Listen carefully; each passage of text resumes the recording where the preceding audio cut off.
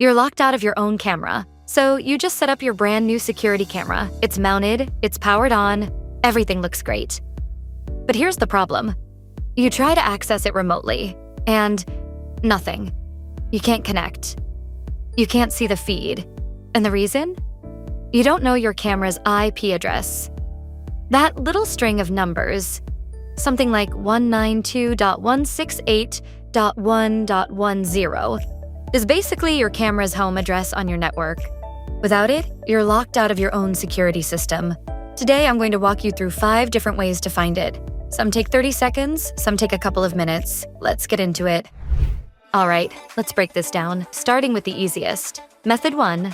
Use the manufacturer's app. This is the simplest approach. Download your camera's official app.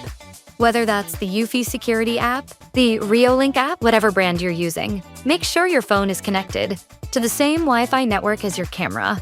Open the app and there's usually a device settings or network info section that shows the IP address right there. Done. 30 seconds. Method 2. Check your router's settings. Here's the thing. Your router already knows every device connected to it. Open a browser, type in your router's IP address. For most people, that's either 192.168.1.1 or 192.168.0.1. Log in with your admin credentials, then look for something called Connected Devices or Device List.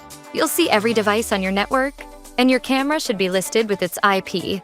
Method 3. Use a network scanner. If the first 2 didn't work, this is your power move. Download a free tool like Advanced IP Scanner or Angry IP Scanner. Run it, and it'll scan your entire network and show you every device with its IP address, MAC address, and manufacturer name.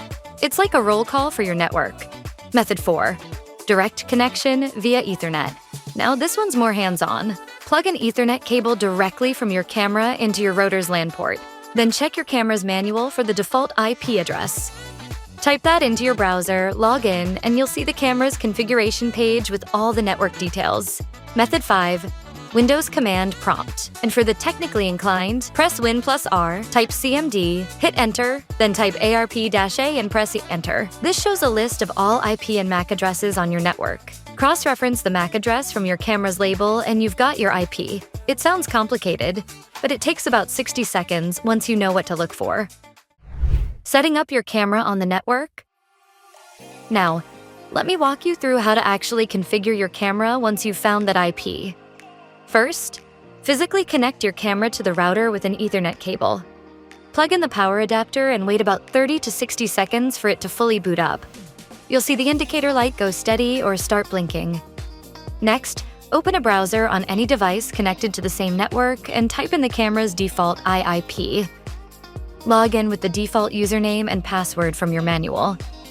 And here's an important tip. Change that default password immediately. Seriously, don't skip this step. Then go to the network settings and assign a static IP address. Something like 192.168.1.50. This prevents your IP from changing every time the camera reboots. Save your settings. Wait a minute or 2 for the camera to restart, and then test the connection by typing your new static IP into the browser. If you see the live video feed, you're good to go. Troubleshooting common issues. All right, so what if something goes wrong? Here are the 3 most common issues. Camera not showing up on the network? Check your cables first. Make sure both the camera and your device are on the same subnet. Also, check if your firewall or antivirus software is blocking the connection. And when in doubt, restart everything. Getting an IIP conflict? That means 2 devices are trying to use the same address. Set a static IIP for your camera that's outside your router's DHCP range. Then restart both the router and the camera. Camera keeps disconnecting? Try moving it closer to the router or adding a Wi-Fi extender. Limit the number of devices hogging bandwidth. Update the camera's firmware. And if Wi-Fi just isn't cutting it, switch to a wired Ethernet connection. It's always more reliable. FAQ. Before we wrap up, here are 3 questions I get all the time. Is there a dedicated tool for finding camera IPs? Yes. Advanced IP Scanner and Angry IP Scanner are both free and work great. Or just use your camera brand's official app. Can 2 cameras share the same IIP address? Absolutely not. That causes an IP conflict, and both cameras will keep disconnecting. Every device needs a unique IP. Do I really need a static IP? If you want consistent remote access without refinding the IP every few days, yes. It takes 2 minutes to set up and saves you hours of frustration. If this helped you out, hit that like button and subscribe for more security camera tips. Got a question I didn't cover? Drop it in the comments. See you in the next one.